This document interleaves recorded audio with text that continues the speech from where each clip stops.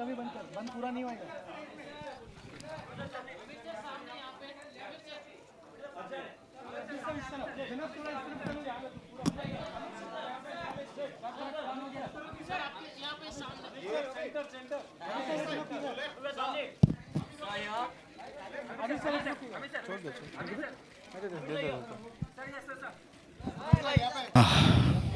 कुछ नजर नहीं आ रहा है यार, एकदम ब्लाइंड कर देते हो तुम लोग। यार बहुत बहुत शुक्रिया तुम लोगों का, आप सबका, कि आप लोग आए। और हम लोग नया सीज़न शुरू कर रहे हैं सत्यमेव जयते का। और मुझे बड़ी खुशी है कि मैं आप लोगों के साथ ये शेयर कर रहा हूँ जो हमारा आज प्रोमो है, जो हमने प्रोमोज लॉन्च किए हैं। कुछ 2-3 दिन पहले टीवी पे आए और कुछ आज नए भी हैं जो आप देखेंगे, जो अब तक लॉन्च नहीं हुए हैं। तो पहले हम देखें, हम लोग प्रोमोज देखें, फिर हम लोग बातचीत करते हैं। Can we play the promos?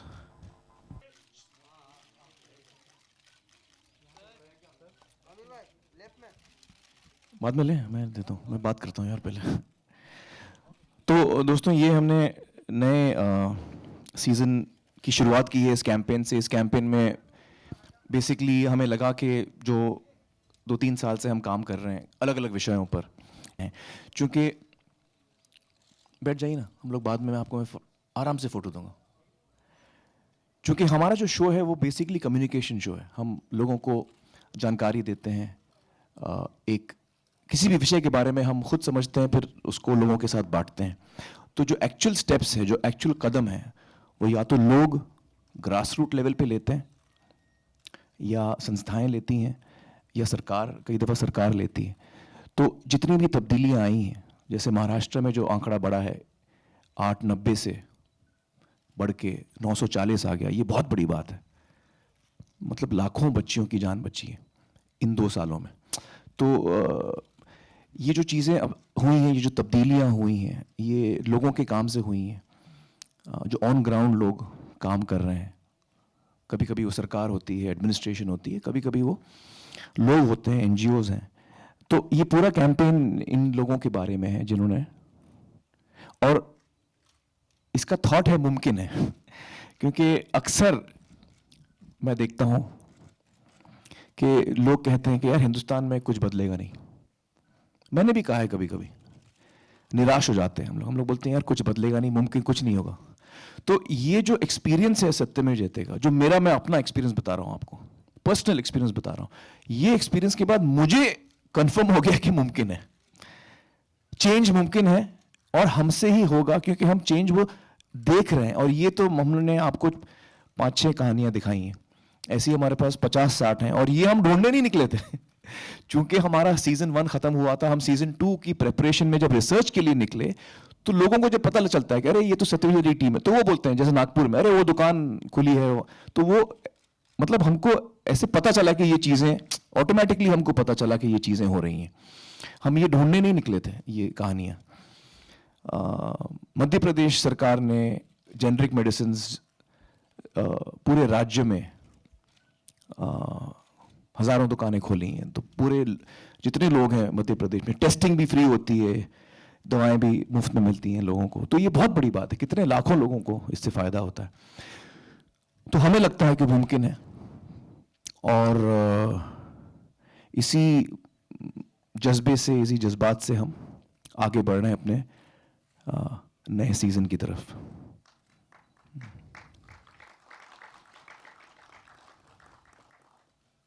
कैसे लगा?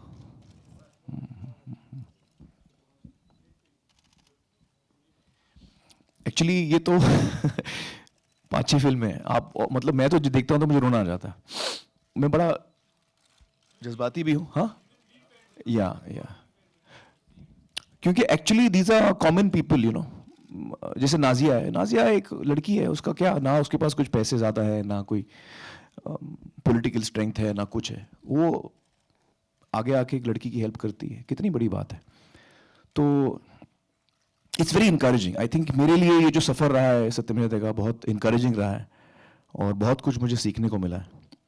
और मुझे इसलिए बड़ी खुशी हो रही है कि हम लोग दोबारा आ रहे हैं एक नए सीज़न के साथ। और मैं चाहता हूँ कि जिस तरह से लोग जुड़े हैं अब तक इस प्रोग्राम के साथ, वो उसी जोश से, उसी जज्बात से, उसी मोहब्बत और प्यार से एक बार फिर जुड़ें। हमारे पास अलग अलग नए टॉपिक्स हैं जो बहुत ही इम्पॉर्टेंट हैं, बहुत ही इंटरेस्टिंग हैं, और एक नए अंदाज में हमने शो भी हमने कुछ चेंजेस किए हैं। मैं आपको बताऊं, एक बहुत अहम चेंज जो हमने इस शो में किया है वो ये है कि आज तक लोग मेरी बात सुन पाते थे, लेकिन अब हमने एक नई चीज़ जोड़ी है हमारे शो के साथ, वो है जो लाइव एलिमेंट है हमारे शो के साथ। तो अब लोग भी अपने विचार मुझको लाइव बता सकेंगे, फ़ोन पे, ट्विटर पे, फेसबुक पे। तो जैसे ही शो खत्म होता है उसके बाद मैं लाइव रहूंगा, 1 घंटे के लिए लाइव रहूंगा, और मैं बंबई से लाइव नहीं रहूंगा, मैं देश के अलग अलग शहरों में घूमूंगा, कानपुर, मध्य प्रदेश, राजस्थान, गुजरात, अलग अलग जगह, और वहाँ से मैं उस शहर के लोगों से भी मैं लाइव बात करूंगा, और वहाँ से मैं कनेक्टेड रहूंगा पूरे देश से। तो आप फ़ोन कर सकते हैं, आपके ट्विटर, आपके फेसबुक को मैं रिस्पॉन्ड कर सकता हूँ, एसएमएस को।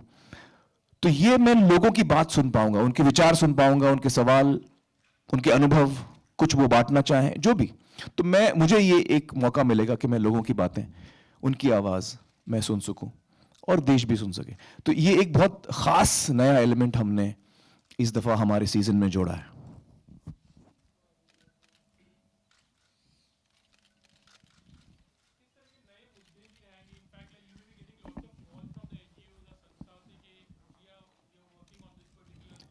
हाँ जी। How you worked on this particular? चक्कर ये कि मुझे एक्चुअली, मैं जहाँ, जब से मैंने सत्यमेव से शुरू हुआ है टीवी पे जब से आना शुरू हुआ है, मैं जहाँ जाता हूँ लोग मुझे सिर्फ मुद्दों के बारे में बताते हैं।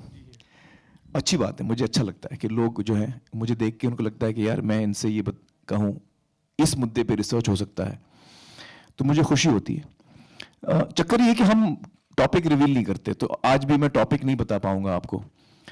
लेकिन आप सही कह रहे हैं, बहुत सारे एनजीओज हमको लिखते हैं, हमारे वेबसाइट पे बहुत सारे लोग आके हमको रिक्वेस्ट करते हैं कि ये एक बहुत अहम मुद्दा है, इसे उठाइए। तो हम उन सब चीज़ों को मद्देनजर रखते हुए हम अपना अगला सीजन प्लान करते हैं। लोगों की क्या भावनाएं हैं, लोगों के क्या विचार हैं, लोग क्या चाहते हैं, हम कौन सा टॉपिक पिकअप करें, ये सब चीज़ें हम मद्देनजर रखते हैं इससे पहले कि हम टॉपिक्स का सिलेक्शन करें। कभी कभी निराश हो जाते हो कि मतलब दे मे बी फीलिंग कि they are doing something which is very good, और it might be being very difficult from your side to pick up like few things, जैसे कोई मुद्दे को लेकर ऐसे कहीं। देखिए, सारे मुद्दे मुझे लगता है इंपॉर्टेंट हैं, ऐसा कोई मुद्दा नहीं जो इंपॉर्टेंट नहीं है। और एक एक करके हम कोशिश कर रहे हैं कि सारे मुद्दों को उठाएं। आमिर, आलोक हियर फ्रॉम OFM, आपके राइट में। जी जी जी। मेरा सवाल है कि इस बार आपके साथ बॉलीवुड के और भी सितारे जुड़ने वाले हैं, ऐसी खबरें हैं, तो कितनी ये सच्चाई है, उस मंच को वो लोग भी आपके साथ शेयर करने वाले हैं? ये आप लोगों ने न्यूज़ कहीं आउट कर दी ना, आप लोगों ने। ये सर खबर आई थी अखबार हाँ, में। ये आप लोगों की बदमाशी है। किसने आउट की थी? तो मैं तो आलोक, रेडियो नाम में- बताओ मुझे। सर किसी अखबार में थी, मैं अभी रिकॉल नहीं कर पा रहा हूँ। कुछ हैं, सितारे हैं इस दफ़ा, और वो इसलिए नहीं है क्योंकि वो सितारे हैं, लेकिन चूंकि उनका उस मुद्दे के साथ जुड़ाव है, उनका एक योगदान है शो के अंदर, उनका एक ख़ास योगदान है। तो कई हमारे टॉप स्टार्स हैं इंडस्ट्री के जो इस दफ़ा कुछ एपिसोड्स में उनका भी एक हिस्सा है। जी। आमिर सर, हम बताते नहीं ये सब चीज़ें, लेकिन आमिर सर जैसे आपने कहा क्योंकि कि क्या है, हम लोग उसको हम पब्लिसिटी के लिए ये नहीं कर रहे हैं, आप समझ रहे हैं। तो जो भी हमारे शो में स्टार है उसकी एक वजह है, वो क्यों वहाँ शो में है, प्रमोशन के लिए हम नहीं कर रहे हैं वो। बट सेम टाइम जैसे कि हमने कहा कि लोगों के बहुत सारे चेंजेस आए, आपकी क्या क्या चेंजेस है? हमने देखा आप अभी बहुत इमोशनल हो गए थे। हाँ, एक्चुअली मेरा नज़रिया काफ़ी बदला है लोगों को देखने का, और एक तो मुझ में कई चेंजेस हुई हैं। एक तो मुझे लगता है एक पेशेंस, मैं पहले से पेशेंट था काफ़ी, और ज़्यादा पेशेंट हो गया हूँ मैं, और मैं जजमेंटल कम हो गया हूँ लोगों की तरफ। मैंने क्योंकि इतनी चीज़ें देखी हैं, इतनी गहराई में सच्चाइयों को देखा है अलग अलग देश के अलग अलग कोनों से, कि एक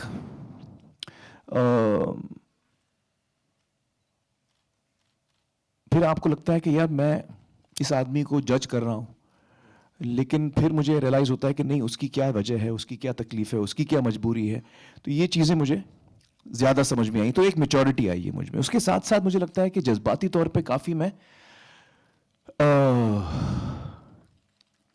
जज्बाती तौर पे काफ़ी मैं खूनम खून हो गया हूँ क्योंकि खूनम खून मतलब काफ़ी इंजर्ड हो गया हूँ। नहीं, इंजर्ड, हाँ। क्योंकि क्या होता है कि हम शो पे तो आप देखते हैं कि मैं 8-10 लोगों से बात कर रहा हूँ, 12 या 15 लोगों से बात कर रहा हूँ, लेकिन रिसर्च में मैं करीबन 50, 60, 70, 100 लोगों की कहानियाँ देखता हूँ। और जब उस रिसर्च में हम बहुत सारी चीज़ें ऐसी हैं जो हम नहीं दिखा पाते आपको, क्योंकि वो चीज़ हम नहीं दिखा पाएंगे, वो आप देख नहीं पाएंगे। ऐसी चीज़ें होती हैं जो आप देख नहीं पाएंगे। लेकिन उस विषय को समझने के लिए, उस टॉपिक को समझने के लिए मुझे वो चीज़ें देखनी ज़रूरी हैं, मुझे वो जानकारी पाना ज़रूरी है।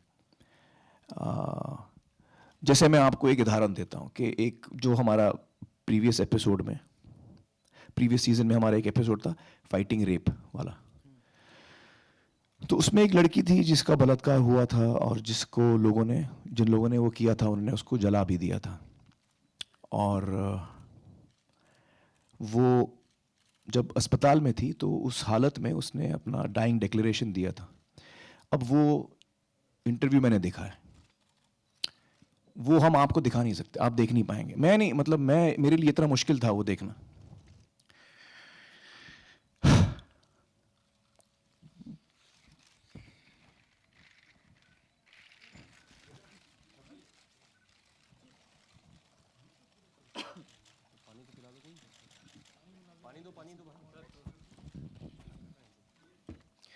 तो बहुत सारी चीजें देखी हैं मैंने जो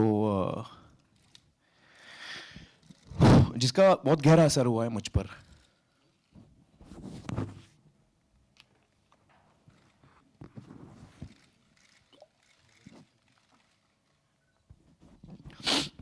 तो बहुत सारी चीजें जो हम टीवी पे नहीं दिखा सकते, वो बच्चे भी देख रहे हैं और लोग भी देख रहे हैं, तो we have to keep that in mind. और हम कोशिश करते हैं कि हम टॉपिक आपको समझाएं, लेकिन कुछ चीज़ें जो नहीं देखी जाएंगी हर इंसान से, वो हमने तो रिसर्च के दौरान मेरे सामने बहुत सारी चीज़ें आती हैं।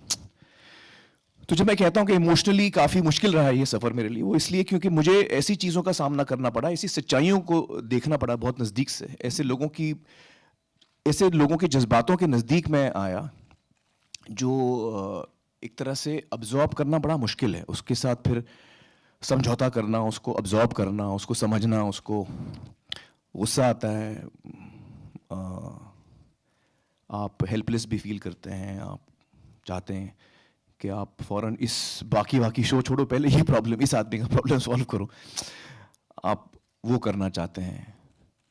तो इमोशनली ये बहुत मेरे लिए मुश्किल रहा है ये सफ़र, मुझे लगता है।